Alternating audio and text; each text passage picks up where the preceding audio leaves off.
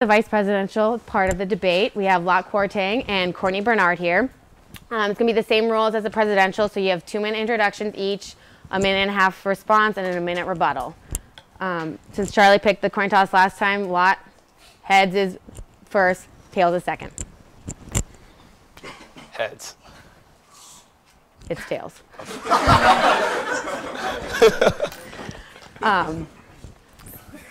So you go second.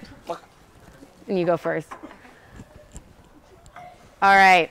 So Courtney, start with your 2-minute introduction. Okay, well, good evening, everyone. Again, thank you so much for having us. Charlie and I are hoping that this is going to be something that is a regular Tuesday night for us, so it's very exciting to be here. As Charlie said, we really formulated our platform and have been motivated to run because of the students that we've been interacting with over the past couple of months. When Charlie and I would go in and talk to student organizations across campus, we didn't pick and choose different student organizations. We rather actually emailed every single organization on the Hub website and went into every single one that responded to us. This means that there were times where we were talking to a crowd of 3. Sometimes we were talking to a crowd of 200. This means that we were able to have multiple conversations with people and not just lecturing them. We have continually taken feedback from every organization that we've spoken with and made sure that our platform is something that is feasible and that is representative of the entire student body. So again, when you vote tomorrow, just keep those ideas in mind, and keep in mind the people that really brought new ideas to the table and took the voices of all of the student body into consideration when formulating the platform. Thank you. Okay, Lot, you have a 2-minute introduction. Hello, I'm Kwarteng. I'm a junior political science and entrepreneurship minor. I was appointed by Governor Casey to the Board of Trustees. This Wednesday and Thursday, when you go and vote, this election comes down to experience and commitment. When you go and vote, we want you to think about, in the next couple of weeks, who is best able to carry the ball for the student body. As Forrest has said, in a couple of weeks, the president has to go sit in the room with President Hodge and with the current student body president, John Stefanski. I've sat in the room with President Hodge, other senior level administrators, and also with several trustee members like Michael Armstrong. Our opposition has said we're disconnected, we're ASG insiders, we're in our bubble. But that is completely false. Forrest and I, this is a diverse ticket. Forrest is out-of-state student. Myself, I am a first-generation college student. We've been involved in many different organizations on campus. We're Greek, we work at career services. We've also volunteered our time at very different organizations and involved in many different community projects. So we've touched upon many different aspects and many different walks of life here at Miami University. I don't know where my opposition gets the fact that we've picked and choose certain groups. We've talked to medical fraternities, we've talked to business fraternities, we've talked to Greek life, we've even talked to, I don't know, what other organizations have we talked to? I mean, we've talked to even the architecture fraternity. We've talked to many different groups on this campus, and we have touched upon their ideas. We're bringing in fresh ideas for the student body. This is an ASG that we want to work for you. So when you go and vote on Wednesday and Thursday, think about experience, think about commitment. Forrest and I didn't wake up 6 weeks ago and just want to run for this. We've been doing this for the past 2 years, and we have been advocating for the student body. Thank you. Thank you. Okay, Courtney, you get the first question, minute and a half. Lot, you will get a 1-minute rebuttal. Both of your campaigns have endorsed the idea of having medical amnesty policy here at Miami. As student body vice president, one of your responsibilities is lobbying on behalf of the student body. Would you be willing to travel to the State House to lobby for a statewide medical amnesty policy? In what ways would you go about doing this? Start whenever you want. Yes, Charlie and I are extremely supportive of making sure that medical amnesty is a possibility and really happens on this campus. So to answer the question, yes, I am more than comfortable going to lobby on behalf of the student body at the state level.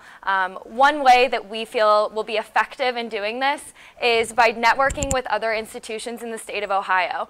Because while maybe you have a connection at the State House, and that's fantastic, really there's strength and power in numbers.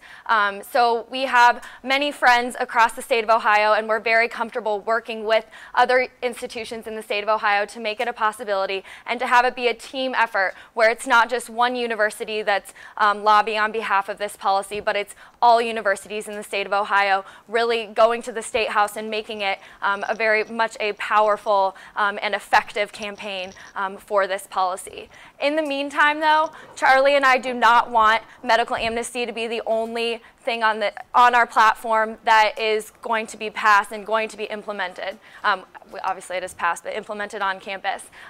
We want to have an agreement between the administration, the student body, as well as law enforcement at Miami and in the city of Oxford, that if a student is walking home alone, he or she is not targeted for alcohol citations, but is rather taken home, no questions asked, and put in a safe environment. Thank you. Law, you have 1 minute to rebut. I think the original question was lobbying in front of the state legislature, and which is something that I have extensive experience on. Since I was a freshman, I've actually worked closely with Randy Thomas, who's the university lobbyist. Actually have gone on multiple trips down to the State House, talked to state senators and representatives about Miami. Even Forrest and I spent our spring break in Columbus and in DC talking to representatives about why Miami needs more funding, why our university is a top tier school. Another thing, I've actually even going to be spending my summer working for the Majority Group, which is which represents Miami in DC. So I'll actually have a chance to represent Miami in front of our higher congressional delegation. So it's good to say that you're going to do it, but again, going back to experience, actually going out and actually have established those networks within the State House, working with university administrators like Randy Thomas, like our university lobbyists in DC. How do we get medical amnesty, not just for Miami, but also a statewide policy? Thank you. Okay, Lot, this question's for you. You have a minute and a half to answer. Again, a minute rebuttal. In what ways would you and your running mate work to create a more inclusive environment here at Miami? You know, one of the common things that we've heard from students is, you know, Greek life is separated from the non-Greek students. You know, African-American students are isolated. International students are isolated. We think the best way to bring students together is to find meaningful points for collaboration. And I think the best way to do that is through the new Armstrong Student Center. We're going to be housing most of our student groups in that one facility. And this goes back to define the space for the new student center. The vice president is actually going to be sitting on the board, chairing the committee that's going to be defining the space. So when you're thinking about, again, how do we build inclusion, it first starts with the Armstrong Student Center and also about who's best suited to run that committee for next year. I've had the privilege of serving on multiple boards, including the Board of Trustees, Undergraduate Academic Advising Council, Professional Development, Faculty Learning Community. So I've learned how to build consensus and then reach the objectives that we need to make sure that any committee that I've been on. So I think those type of skills are definitely going to translate into define the space for the new student center, and also that's going to help build inclusion for all aspects of Miami University. Thank you. Courtney? So it really comes back to what Charlie was speaking about before, about making sure that the student body is represented in student government. Having inclusion with the entire student body so that they understand what ASG actually is. Many of the people that voted for us had never even heard of ASG. And while we see that as an education and something that we need to improve in the future, and that is a goal for us in our administration. We want to make sure that these students are educated about what student government is. This means that all students can be included.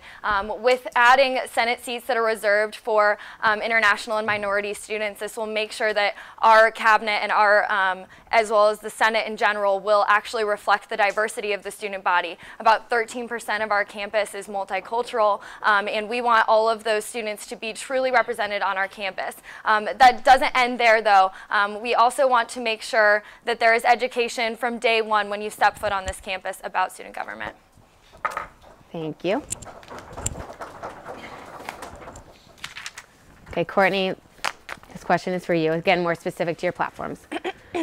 Courtney, one of the more controversial issues on your platform is the idea of the woman's hour at the rec, which have some criticized as being unrealistic or considered by some to even be sexist. Is this proposal legal when every student pays to use the rec? How would you see this being a realistic and practical policy proposal? Okay, so obviously this is not the first time that we've gotten this question. It is kind of a shocker to just hear, oh, women's hour at the rec. But this is something that is implemented at universities currently. At Harvard University, there's actually 4 hours a week that are solely dedicated to women at the rec. It's not about closing off the rec center by any means for tuition-paying students at the university. It's about having 1 hour a week that is dedicated to making sure that women feel included and comfortable on campus and specifically at the campus rec center. We've talked to multiple organizations across our student body, and many women have told us that they either feel uncomfortable or intimidated or just like they don't want to go to the rec center, particularly in the weight rooms if they're constantly filled with men. What has been found at Harvard University is that as they've implemented these women's hours, there's actually less segregation on all other hours for the rest of the week. So this means that having those kind of barriers broken down will allow students to feel more comfortable at the rec center. Again, we're not saying that anyone would ever be kicked out of the rec center. We're saying that there will be an hour that is dedicated to women. So we will encourage more women to be there and for there to be female trainers in the weight rooms so that women feel powerful and strong. We are also 55% of the student body, and I think that it's something that an idea that we can get behind. Thank you. Okay, Lot, you have a minute. The rebuttal? To rebuttal. Okay. I think the women's hour at the rec, as Forrest said, is something that is not feasible. Especially, I think we can definitely have something like that, but at various other locations across campus. We have Withrow, we definitely have the kinesiology building.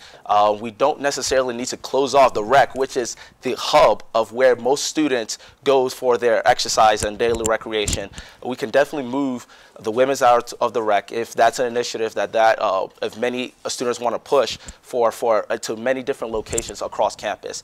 To say that we're going to close off the rec at prime times during the day, especially around this time, just for a women's hour, I think is not feasible, and also would probably anger many students across campus and also people who are paying customers in the Oxford community. So the women's hour of the rec can definitely be put into a much more feasible initiative if we moved it to Withrow or even to the kinesiology building. Thank you. Okay, Lot, this is for you. Your platform states that you have a zero-tolerance policy on conduct violations for the Greek community, while at the same time portraying the community in a positive light. How can you hold the Greek community accountable while achieving both proposals? We think it starts with oversight. IFC and PanHel definitely need to be held accountable, and we need to bring in the university, all the presidents of various chapters together, and say, hey, you know, these things have been going on in your Greek organization, whether it's hazing, whether it's underground socials, whether it's any type of impropriety. We need a better culture of accountability within the Greek organizations. And it doesn't start with top down from administrators coming down upon these Greek organizations. It starts with an internal and all these chapters buying in. So we need to make sure there's incentives for chapters who do live up to these policies, and then also severe repercussions for chapters who do not follow the standard.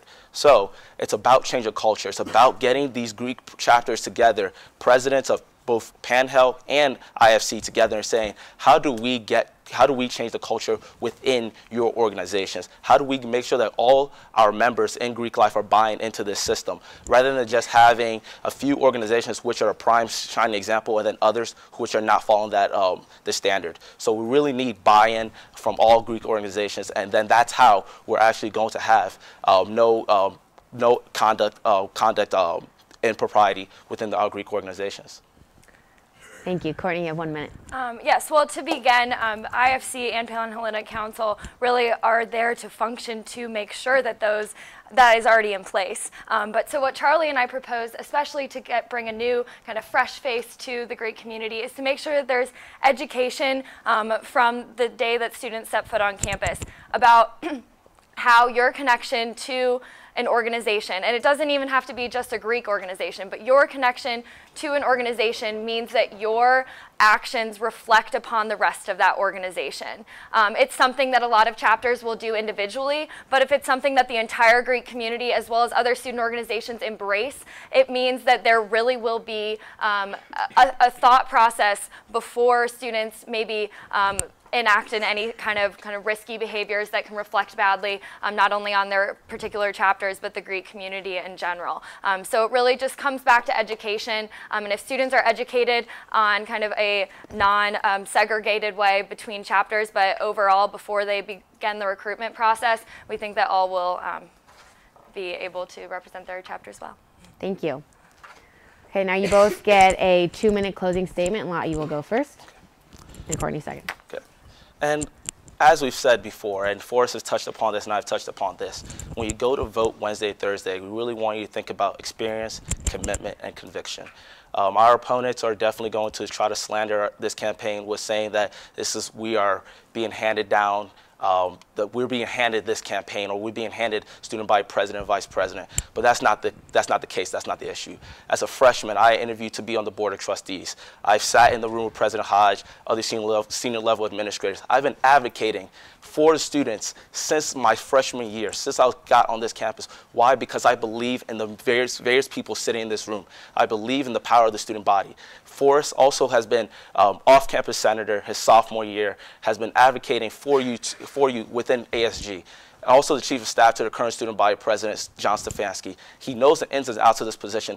We've been working for the past 2.5 years because we believe in the students of this campus. We didn't wake up 6 weeks ago and say, hey, I'm just going to run it for student body president and vice president. We've been doing it for a long time.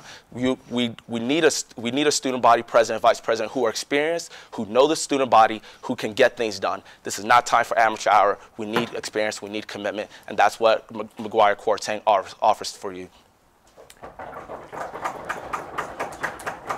Thank you. Courtney, you have 2 minutes. All right. Well, again, Charlie and I have said from day one, which it did not start 6 weeks ago, just so you know, that from day one, we feel that we represent the widest portion of the Miami student body.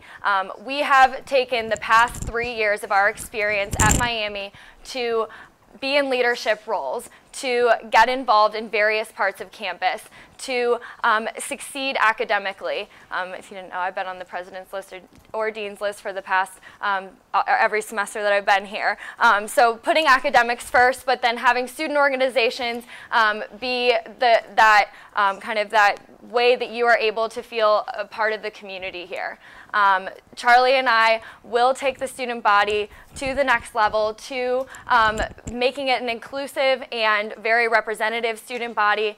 And again, we will echo that we want people to vote for us because they want to vote for us, and not because someone was coercing them into voting. We do not want a presidency to be passed down through the upper echelons of a certain couple of fraternities. We want new representation and new ideas in student government, and that's what we will bring you. Thank you. Hi, I'm Lizzie Litzow. I'm your student body vice president. I just wanted to say thank you for coming out tonight to watch each of the candidates debate for your vote. Associated Student Government would like to remind you that the candidates featured tonight are campaigning to represent each and every student here at Miami. It is your responsibility to pick the candidates that will best represent you. The runoff election starts tomorrow, April 3rd at noon on Wednesday, and will end Thursday, April 4th at 7 p.m. You can vote for your second time online at the hub, www.miamioh.edu/hub. Log in with your unique ID and password and select Vote Here button on the home page. Remember to leave your legacy at Miami University by selecting the leaders of tomorrow.